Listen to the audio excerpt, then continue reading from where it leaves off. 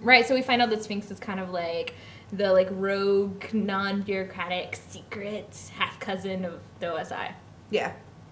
In a weird, twisted, redheaded stepchild way. It was really good to see everyone. Hunter seems to still be in charge, even though it's like a different organization. Yeah, he's like the mommy, even though I'm pretty sure he dropped a line about not having a vag anymore or something. He definitely doesn't. Yeah, so he's totally Back to being a guy. post-up. He's back to being a man. Yeah. But he's still mommy. Yeah. To us. And we still want to nuzzle his bosoms of love that he no longer has. I don't really want to nuzzle them. That would be really awkward. Sorry.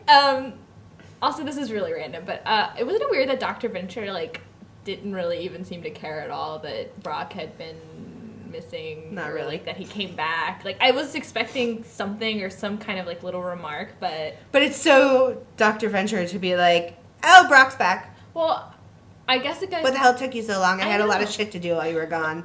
And it kind of like shatters another one of my theories that he really was messed up about it. Looks like you're 0 for 2. I don't And know. I'm like 10 for 10. Well, I'm pretty good at guessing that, you know, Doc Hammer is always sappier than you expect he's going to be, and I don't know. That's true. So I'm still waiting for it. I'm still waiting for the crying. It'll happen. Okay. Speaking of crying, let's talk about the ending. Okay. It was so good! Collective Venture fans of the world went, Aww. In fact, you want to read Zach Hanlon's from the AV Club article? Oh, yeah. He just, I found this article today, and it just summed up perfectly how I felt and how we felt, you know, so. Yeah. So he goes, plus that final button, I mean, I didn't tear up or anything.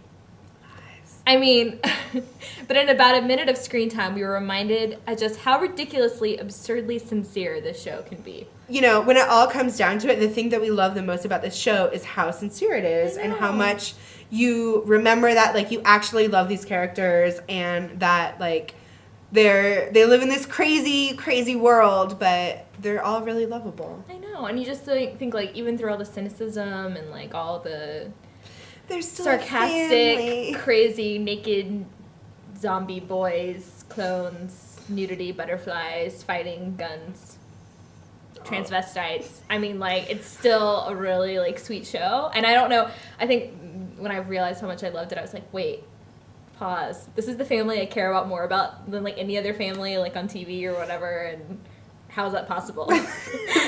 So, but I'm just going with it. Yeah, I mean, I'm there. Yeah. So, Yes, it was really completely 10 out of 10 for us because it was like everything that all we of our wanted. favorites were there. Anyways, so his relationship with 24. Speaking of Felix, is kind of his relationship with 21. 21, yeah, sorry. is still He was like, I need you. Like, he really needed him to come with him. in a non-slash way. Yeah, also. Yeah, right. Because he was like, I can't do this without you. Mm-hmm. This is like my big moment, Yeah. and you're gonna be right by my side for it.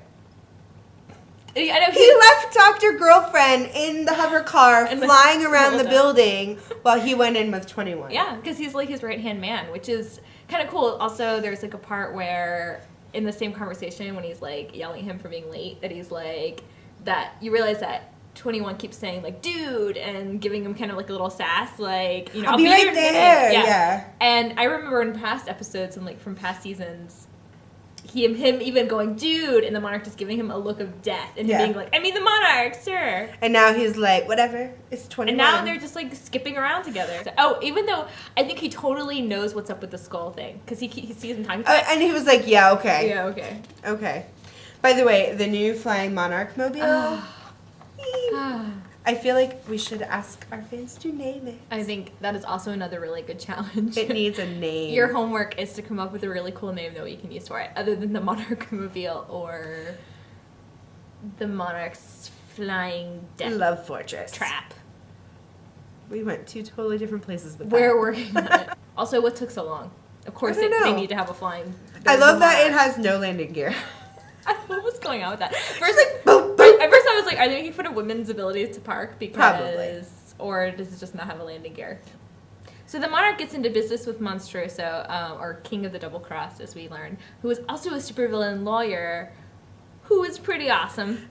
My favorite part is that he clearly is sitting there without the little head horn things on, and he's like, hold on a second, let me put on my head horns. Okay, now let's do business. And it's like, wow, totally unnecessary, yet I like your style.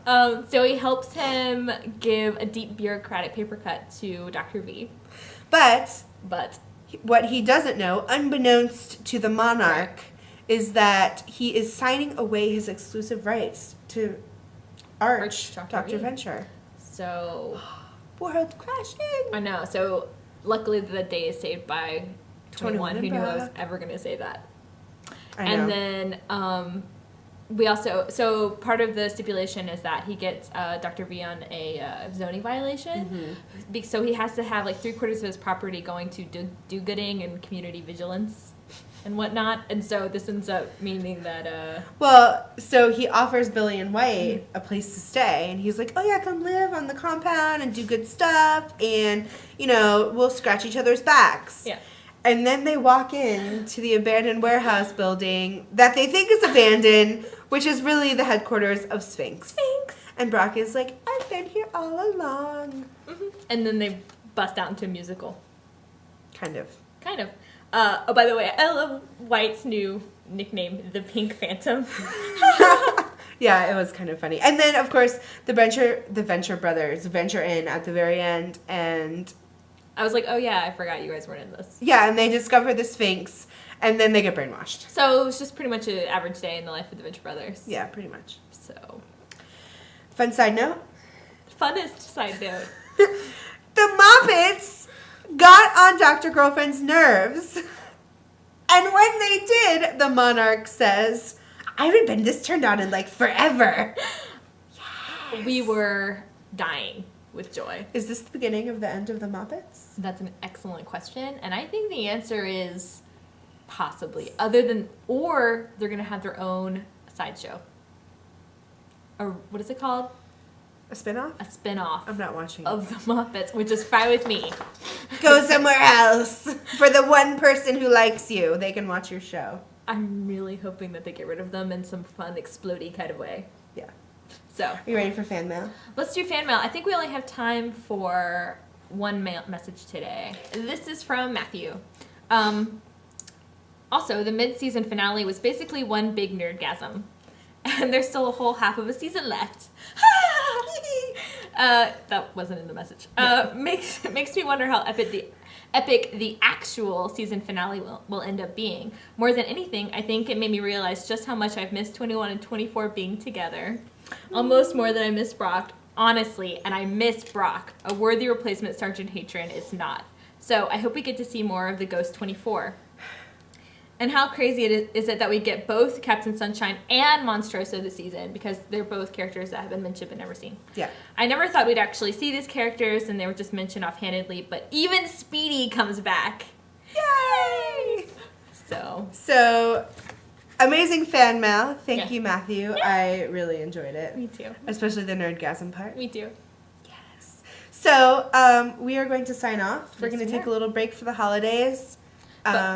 We're going to go home and have Christmas. And holiday.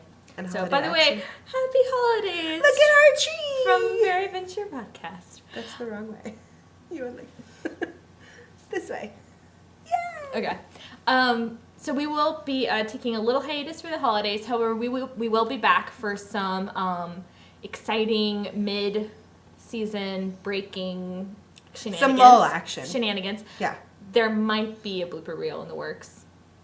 There might be some more fan-related activities. The first, I should mention that we want to do a Would You Rather Venture style. So if you have any amazing Venture-related Would You Rathers, you could see some on our Twitter for examples. Yeah, send them in, please. We'd really love to get some. We're planning a little bit of a special piece. Yeah. And really what we're going to do is during the break, we're going to keep vodcasting, maybe not as regularly, but, we're going to keep it up. Mm-hmm. And we hope that you have a very Venture Christmas. Bye. Bye. And Hanukkah. And Kwanzaa. And Boxing Day. And New Year. And we're out.